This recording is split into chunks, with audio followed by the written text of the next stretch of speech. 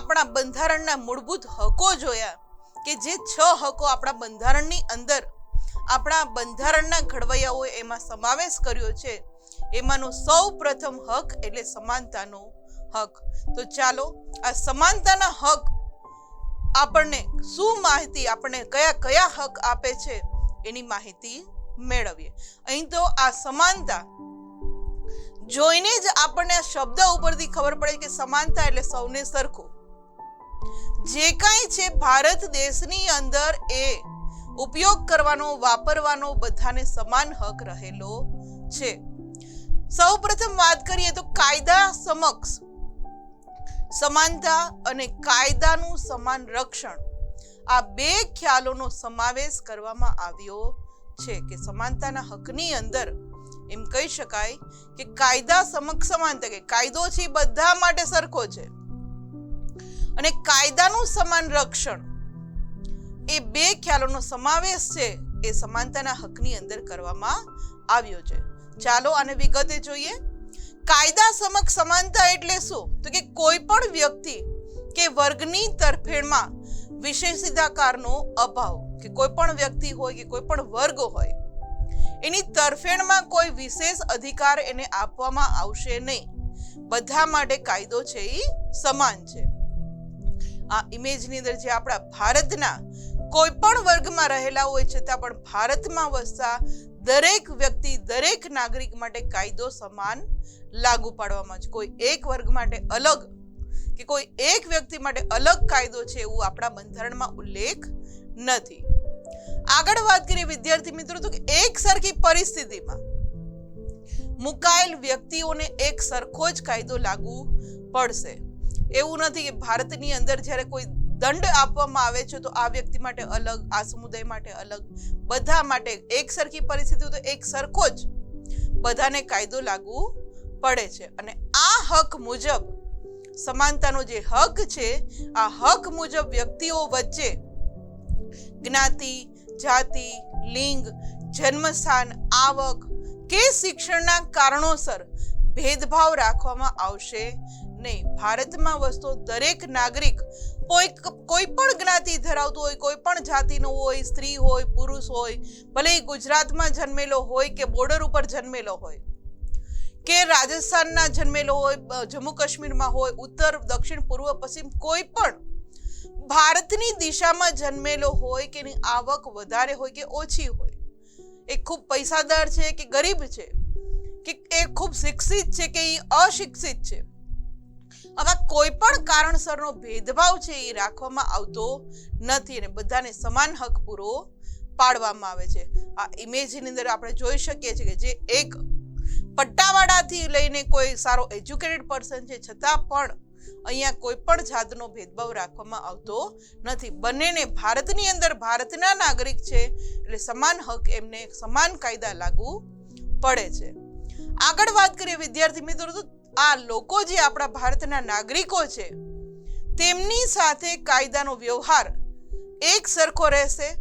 વડાપ્રધાનથી માંડીને પટ્ટાવાળા સુધી ગમે કક્ષાની વ્યક્તિઓ હોય, પોતે કાયદા વિરુદ્ધનું કૃત્ય કરેલ હોય તો તેના બદલ તેને સામાન્ય નાગરિકની જેમ સમાન ધોરણે તે જવાબદાર રહેશે અને સામાન્ય અદાલતના ચુકાદાને તેને આધીન રહેશે. દાખલા તરીકે કોઈ પટ્ટાવાળો છે, એ કોઈ ચોરીના કામમાં સંડોવાય કે વડાપ્રધાન કક્ષાની કોઈ વ્યક્તિ છે ચોરીના કામમાં સંડોવાય તો બંને માટે જે કાયદો છે, સામાન્ય અદાલતનો જે ચુકાદો છે એ સરખો જ રહેશે.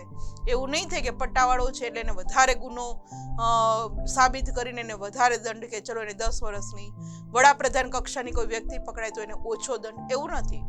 અહીંયા એમ કહી શકાય કે પટ્ટાવાળાથી માંડીને વડાપ્રધાન સુધીના કોઈ પણ કક્ષાની વ્યક્તિ હોય એને જે કંઈ કૃત્ય કર્યું છે કાયદા વિરુદ્ધનું, કોઈ ગુનો કર્યો છે તો આ ગુનો જ્યારે એક સરખો હોય તો એના માટે એક સરખો જ દંડ હોય છે. એના માટે અલગ અલગ કક્ષા છે એટલે અલગ અલગ એના માટે દંડ હોતો નથી. જો કે રાષ્ટ્રપ્રમુખ કે રાજ્યપાલ, રાષ્ટ્રપ્રમુખ એટલે આપણા રાષ્ટ્રપતિ કે આપણા રાજ્યપાલ, આ બે વ્યક્તિ એવા છે કે એને કેટલાક વિશેષાધિકારો આપેલા છે, થોડાક વધારે અધિકારો, કારણ કે આપણા ભારતનો પ્રથમ નાગરિક છે એ આપણે રાષ્ટ્રપતિને કહીએ છીએ. તો જ્યાં સુધી રાષ્ટ્ર પ્રમુખ કે રાજ્યપાલ સત્તા ઉપર હોય છે ત્યાં સુધી એની પોલીસ ધરપકડ કરી શકતી નથી, પણ એ કોઈ ગુનામાં સંડોવાય ત્યારે એના વિરુદ્ધ એક પ્રોસેસ છે આખી, અને એ કરવામાં આવે છે. એનો ગુનો સાબિત થાય તો અને તો જ એ રાજીનામું આપે અને બાદ એને ફરીથી સામાન્ય નાગરિકની જેમ એને દંડ આપવામાં આવે છે. એટલે જ્યાં સુધી સત્તા ઉપર હોય છે ત્યાં સુધી એની પાસે કેટલાક વિશેષ અધિકારો આપેલા છે. આ ઇમેજની અંદર જે આપણે વાત કરી કે વડાપ્રધાનથી લઈને કોઈ પણ કક્ષાની વ્યક્તિ હોય એના માટે સમાન જ ન્યાય આપવામાં આવે છે, આપણે જોઈ શકીએ છીએ. ત્યારબાદ વાત કરીએ વિદ્યાર્થી મિત્રો, કાયદાના સમાન રક્ષણનો અર્થ થાય છે કે સમાન સંજોગોમાં કાયદાનો વ્યવહાર સમાન જ હોવો જોઈએ. સંજોગો એક સરખા હોય તો એની અંદર રહેલી કોઈ પણ વ્યક્તિ હોય એના માટે કાયદાનો જે વ્યવહાર છે એ સમાન જ હોવો જોઈએ. કોઈ એક વ્યક્તિ છે એ કોઈ ગુનો કરે છે ને એવો જ ગુનો બીજી વ્યક્તિ કરે છે તો બંને વ્યક્તિને જો દંડ આપવામાં આવે તો એ સમાન જ હોય, કારણ કે એક જ સરખા ગુના માટે સમાન કાયદા પ્રમાણે એને સમાન દંડ પૂરો પાડવામાં આવે છે. ને કોઈ વ્યક્તિ કે વર્ગને અહીંયા અલગ રાખી તેમના પ્રત્યે આપણે ભેદભાવ દર્શાવતો કાયદો છે એ રાજ્ય ક્યારેય ઘડી શકશે નહીં, કે આ વર્ગ છે ઉચ્ચ વર્ગની છે, આ વ્યક્તિ છે નીચા વર્ગની છે, એટલે એના માટેની જે અસમાનતા ભેદભાવ છે એવો કોઈ પણ કાયદો છે રાજ્ય ઘડી શકતો નથી. અને દરેક કાયદો છે એ તમામને માટે એક સરખી રીતે લાગુ પાડવો જોઈએ. આ ઇમેજની અંદર જે આપણે ભારતમાં રહેતા લોકો છે કે દરેક લોકો માટે, ભલે ભારતના કોઈ પણ ભાગમાં રહેતો હોય છતાં તમામને માટે આ કાયદો છે એક સરખો લાગુ પાડવામાં આવે છે, આપણે જોઈ શકીએ છીએ. ત્યારબાદ વાત કરીએ વિદ્યાર્થી મિત્રો, કોઈ પણ નાગરિકને દુકાનો, નાસ્તા ગૃહો, હોટલો, જાહેર મનોરંજનના સ્થળોએ પ્રવેશ મેળવવાનો, જાહેર સ્થળોનો ઉપયોગ કરવાનો, જાહેર રસ્તા, તળાવો કે કુવાઓનો વપરાશ કરવાની તમામને એક સરખી સમાન તક આપવામાં આવી છે. વિદ્યાર્થી મિત્રો, જ્યારે આપણું બંધારણ ઘડાયેલું નહોતું, બ્રિટિશ શાસન હતું, એ પહેલાના સમયમાં પણ આપણે ત્યાં જ્ઞાતિ પ્રથા, જાતિ પ્રથા, ધર્મ પ્રથા ને હિસાબે ઊંચ નીચના ભેદભાવો હતા. આપણા સમાજની અંદર કેટલાક કુદ રિવાજો હતા. ત્યારે શું થતું કે આપણે ત્યાં અસ્પૃશ્યતા જેવું એક વલણ, એક વાતાવરણ હતું. ખુદ ઇતિહાસકારો એવું લખે છે કે આપણા બંધારણના ઘડવૈયા બાબા સાહેબ આંબેડકર, આપણે જેને કહીએ છીએ બાબા સાહેબ આંબેડકર, પણ આ જ્યારે નાના હતા ત્યારે આનો ભોગ બની ચૂક્યા છે. કે જ્યારે આંબેડકર સાહેબ ભણવા જતા ત્યારે સ્કૂલની અંદર એને પોતાને જે આસન છે પોતાના ઘરેથી લઈને જવું પડતું, કારણ કે ત્યારના સમયની અંદર જે આ છૂત અછૂતનો જે રિવાજ હતો એ માટે એને સ્કૂલ તરફથી આસન પણ નહોતું મળતું. એટલે બાબા સાહેબ આંબેડકર આટલી ખરાબ પરિસ્થિતિમાં પણ પોતે, કે એનું જે અપમાન થતું છતાં પણ પોતે આટલું ઉચ્ચ શિક્ષણ મેળવી અને આજે આપણે આપણું જે ભારતનું બંધારણ છે એ ઘડવામાં, આ ભારતના બંધારણના ઘડવૈયા તરીકે ઓળખીએ છીએ એવા બાબા સાહેબ આંબેડકર પણ આમનો આજે ભોગ, આજે અસ્પૃશ્યતા છે એનો ભોગ બન્યા હતા.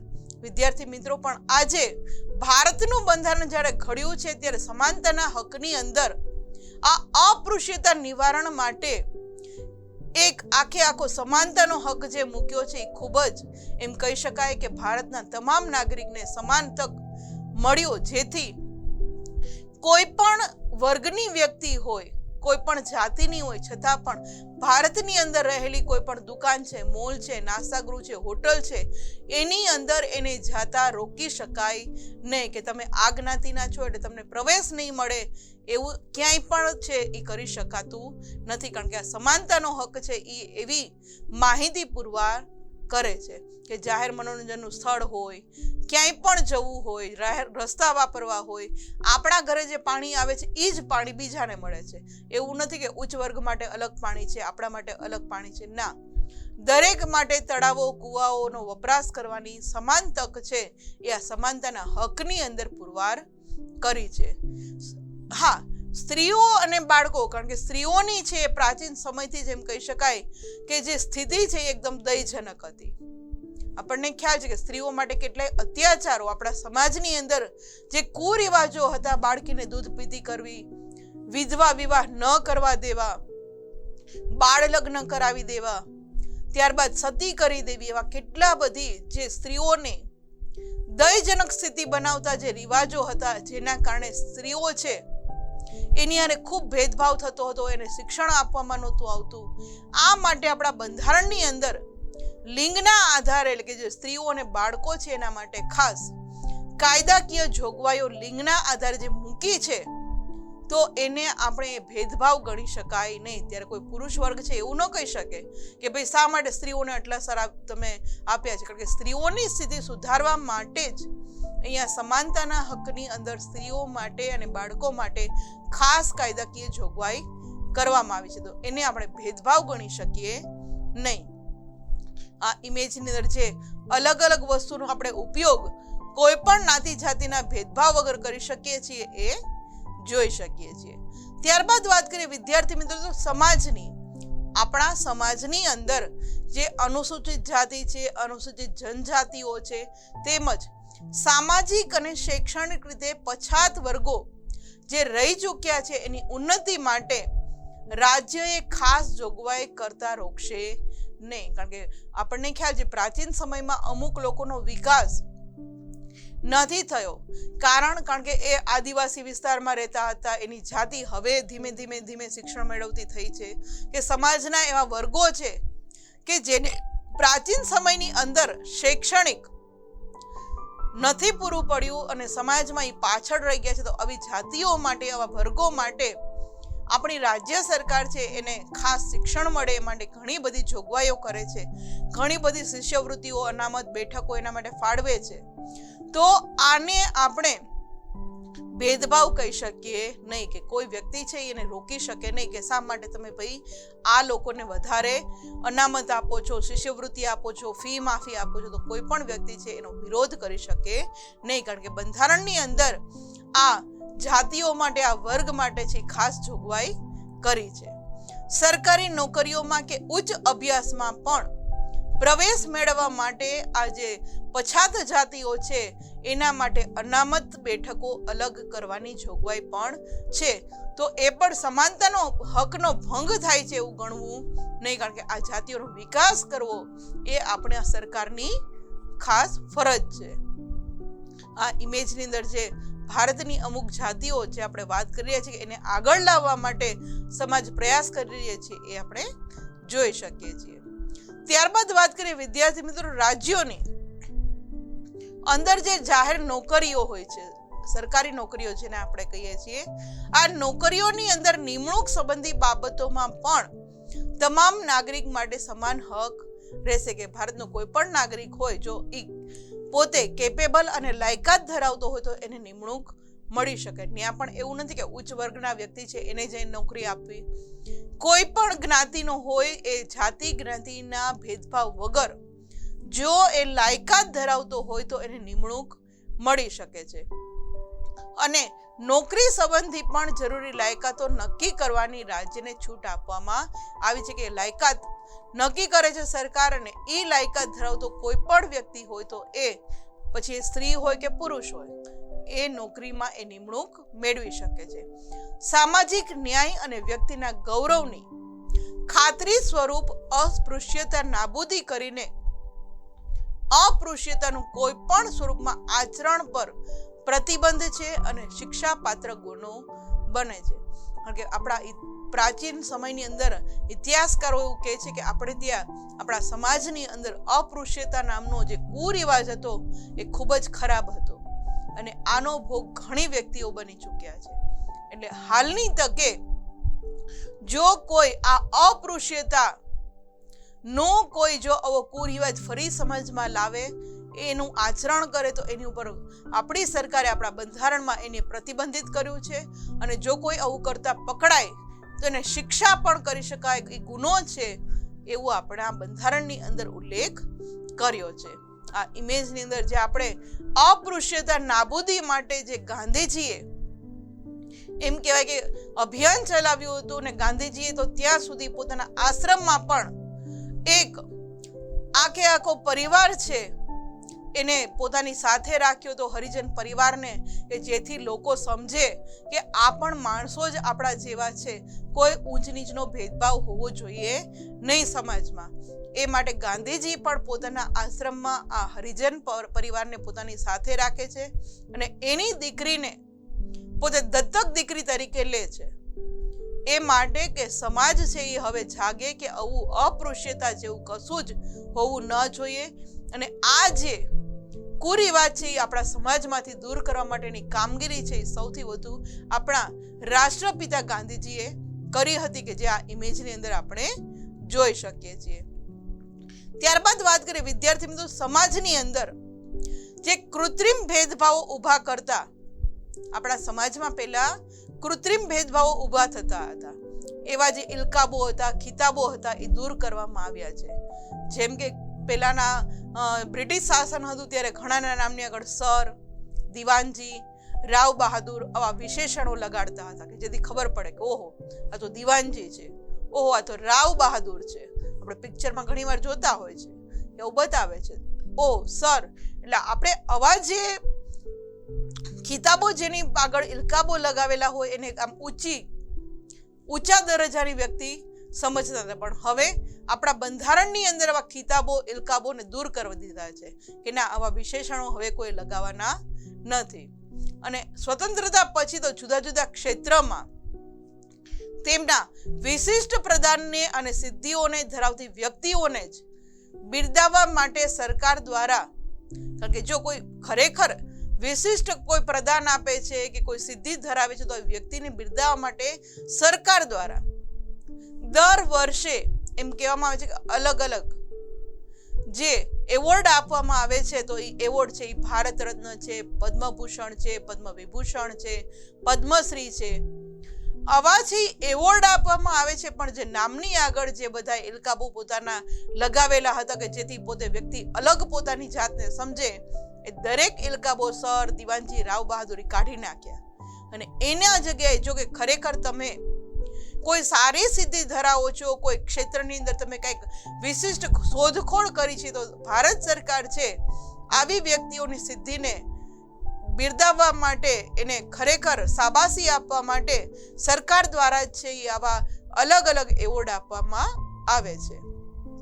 આ ઇમેજની અંદર જે ભારત રત્ન મેળવે છે એવા સચિન તેંડુલકર, કારણ કે આપણને ખ્યાલ છે કે ક્રિકેટની દુનિયા જગતનો એને ભગવાન કહેવામાં આવે છે, ગોડ ઓફ ક્રિકેટ કહીએ છીએ, એ માટે એને ભારત રત્ન મળ્યો કારણ કે એને સિદ્ધિ મેળવેલી છે.